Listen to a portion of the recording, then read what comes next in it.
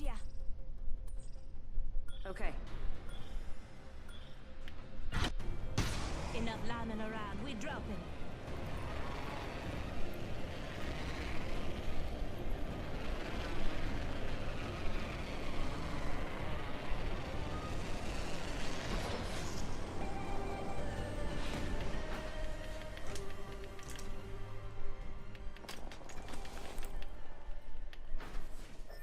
Body shields here.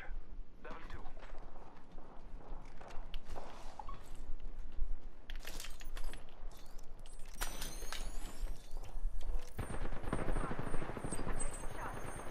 Opening fire. Reloading. Enemy down.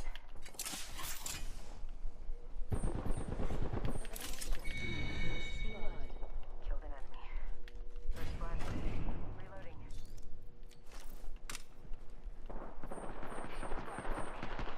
In contact. Reloading. Marking our surroundings. Reloading. Him down, but alive. Contact with hostile. Hostile right here. Contact. Round 1. Beginning ring countdown.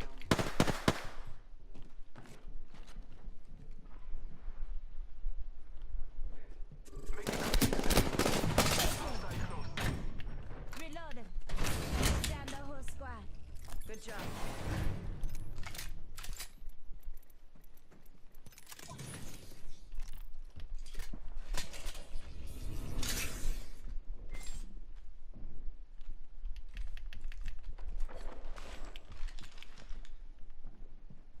Patching myself up. Recharging my shields.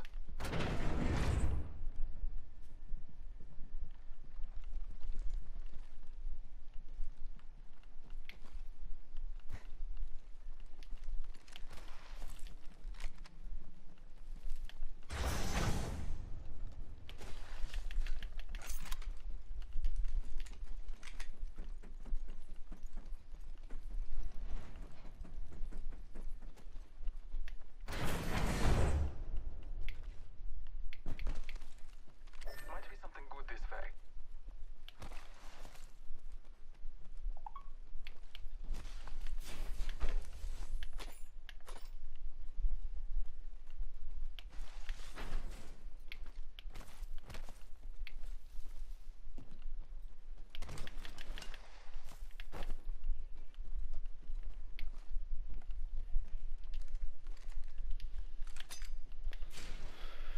Body shields here.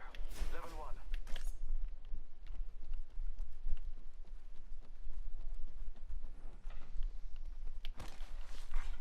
New kill leader appointed. New kill leader. Watch for them.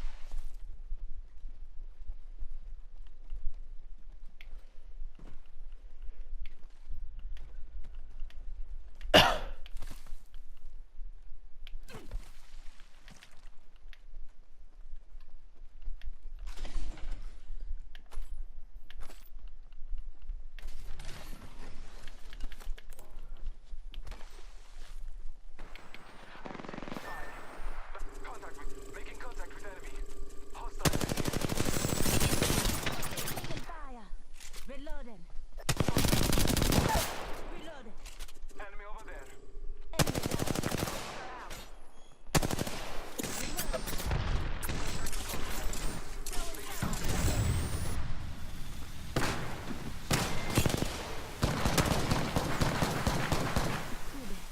Jump in. Reloading. I picked up our teammate's banner. Reloading. 1 minute. Ring's not far.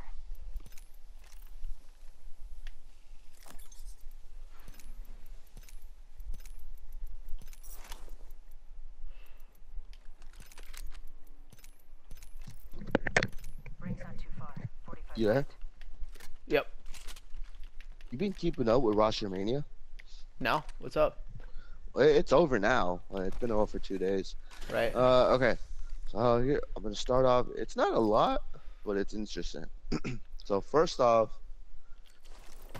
we have. Hold on 1 second.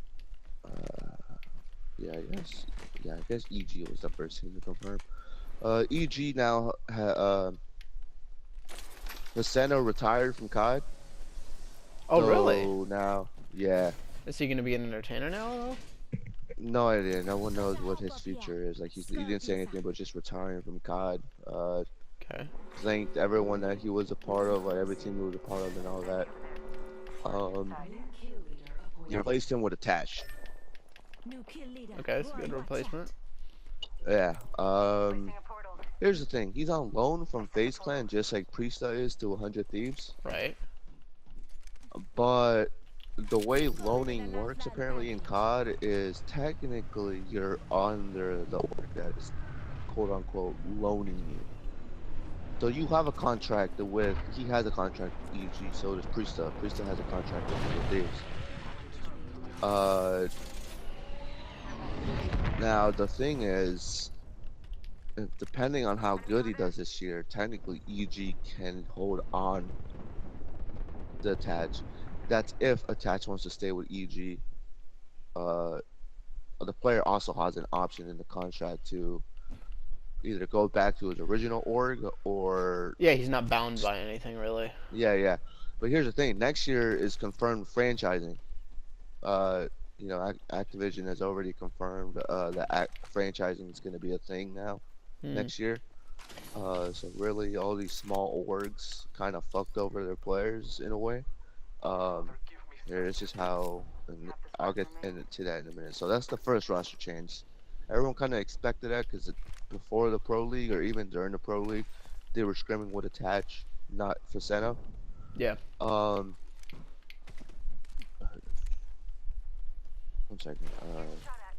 Okay. Void running. So Midnight, the whole Midnight Esports situation. Apparently, their manager, their CEO, didn't or made them sign a contract for 3 years, a 3-year contract. Right. Every month they were gonna get paid $6,000 a month for Okay. 3 years, which is good, right? I mean, Oh, you- that's you put fucking pen and great, paper. dude. Yeah, you put pen and paper as soon as you said 3 years, 6,000 a month, like yeah, right?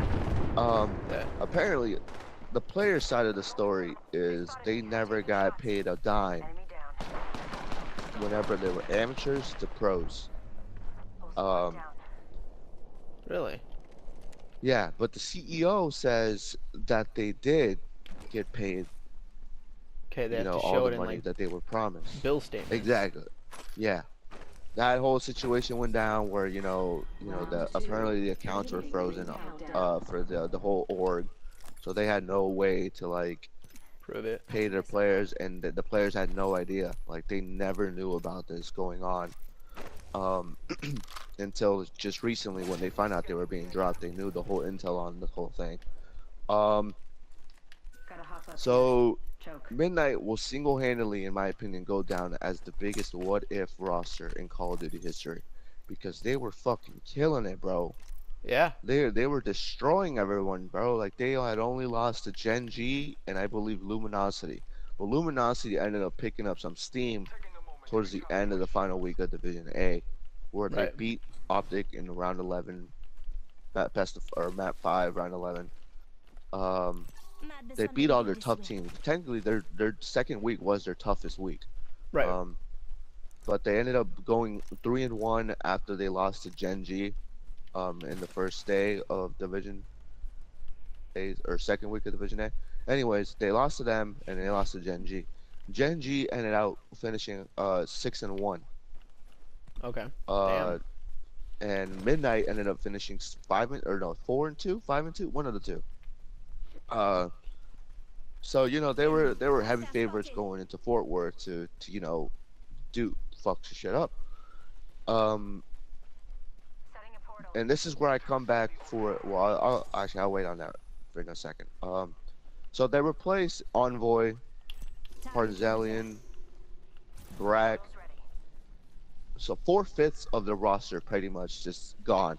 Yeah. The only player that stayed was Lamagod, and he's been around the scene for a while now. So he's kind of a known pro, but hasn't really done anything. It's not a huge name, bro. Yeah, he's not a huge name. Yeah. So the team that they announced yesterday was Parasite, Blast, Lacefield, Lamagod, and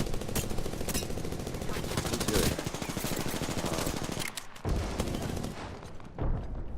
There's another one. One second. What the fuck? Oh, and Saints. Whole squad down. Saints, Blast, Lily Shield, Parasite, and Lamagod. Nice. That's the midnight roster. Now, Accelerate, another amateur or another recent amateur turned Just give pro my shields a org, recharge. Patching myself up. made a roster change. They got rid of Hostile right here.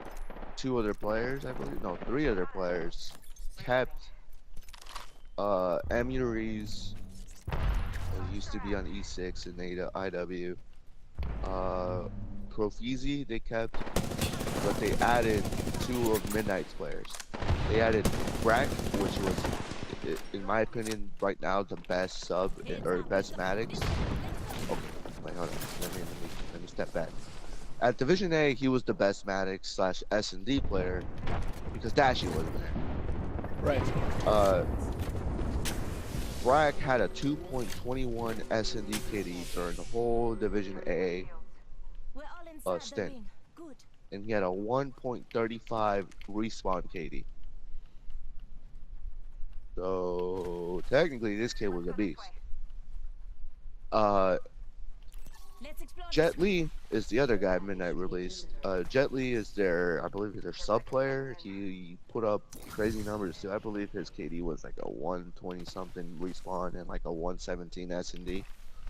So they get those 2 players, and then they add a kid from UYU, Skies, and then they keep their, their original 2 and Amuriz and Profizi.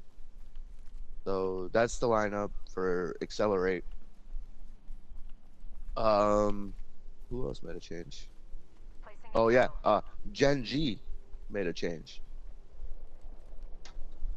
Spacely was booted off the team for Envoy, the 4th player that got dropped from Midnight.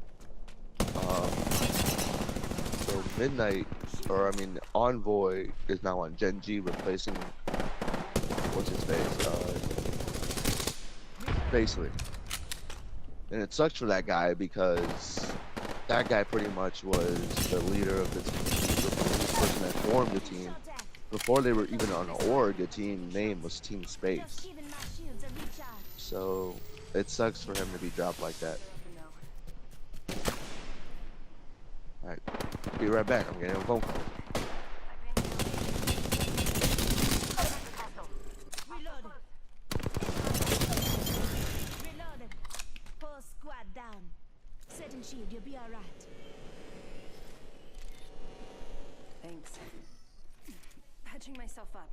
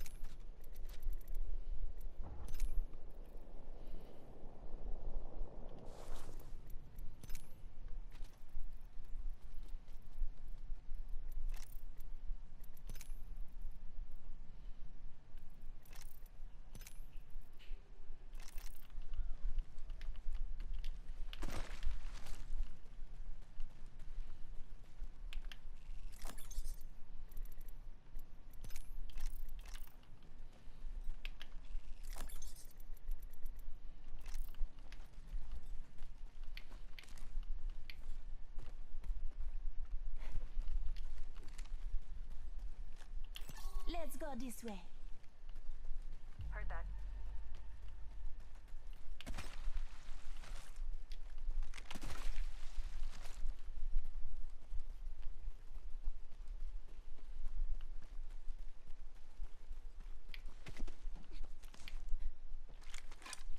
Here's your birthday present.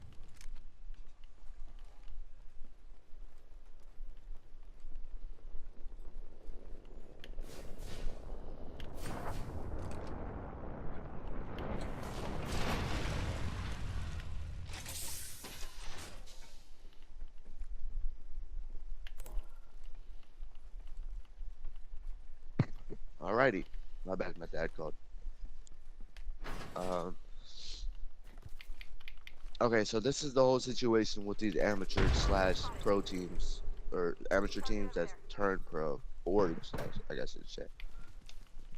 This Rostermania was actually a clusterfuck. It wasn't more the players saying who they wanted, it was more of the org saying who they wanted.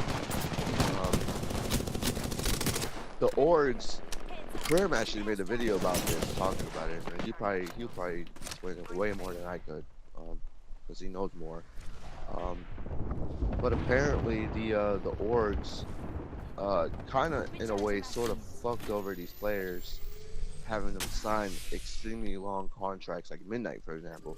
Midnight had that 3-year, $6,000 a month thing going on. Accelerate apparently had a 4-year, $8,000 contract, or $8,000 a month contract to sign American players. Their players said, "Hell yeah, let me do that." And you know, that was that. Never got paid a dime. And now, you know, these teams are pretty much doing it to get at some exposure to their org. Before Midnight was even a pro team, they only had like 400 followers, bro. Whenever they were at the PLQ, they make the pro league, they gain a couple thousand, 2,000 followers.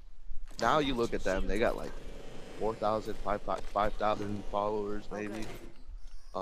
Still not enough Eyes are open though. to be, you know, okay, they have 4,595 followers. You know, still not enough for like obviously like an org like EG, you know, complexity, stuff like that. So what Krim was saying is, you know, technically these teams were just doing it to get exposure. And then, because they knew franchising was next year, you know, these teams can't afford to pay a spot worth $15 to $20 million. You know, they're just brand new to the scene. You know, they're not gonna have that much money. So what they were trying to do was, you know, pretty much use the players, get as much, you know, exposure, and then somehow fuck over the players next year, or like whenever they were gonna deal them, where, you know, they technically were in a shitty situation. I mean, this whole Midnight roster was trying to still play together. Like they had no bad blood between each other. They wanted to keep playing together, but this org didn't let them. Or MOG technically didn't. They said that they couldn't play, or all 5 couldn't go to the same team, so they all had to split. And so now, you know, you're put in a city situation where you're gonna go to a team that technically you went from being one of the top teams to now having to learn chemistry with another team. Envoy is probably the best fitted one right now in terms of placement into the tournament placement, because he's on Gen G now, and technically you still have that group of 4, that core 4 players that are on Gen G. You really only replace one player. Other teams replace 3/4, 4/5 of the team, and now you have no idea how they're gonna do. Another thing is, you know, some of these amateur teams replaced their players a week into the pro league. Like Accelerate got rid of Fastballer for one of their subs. And apparently Fastballer has been like a very huge name in the community in the past couple of years. He's been playing through the open bracket, always getting into the bracket, like the tournament bracket, getting pretty deep, but as an amateur. And so, you know, it sucked for him being off the team. Apparently there was a whole situation where he was a toxic player. That's what led him to be kicked off the team. Right. Rumors going around that whenever he was dropped, that he actually went into the players' rooms or bathrooms, like their team's rooms, and ended up messing with the toilets and like clogged them or something. I don't know if that's true or not, but yeah. And so that happened, and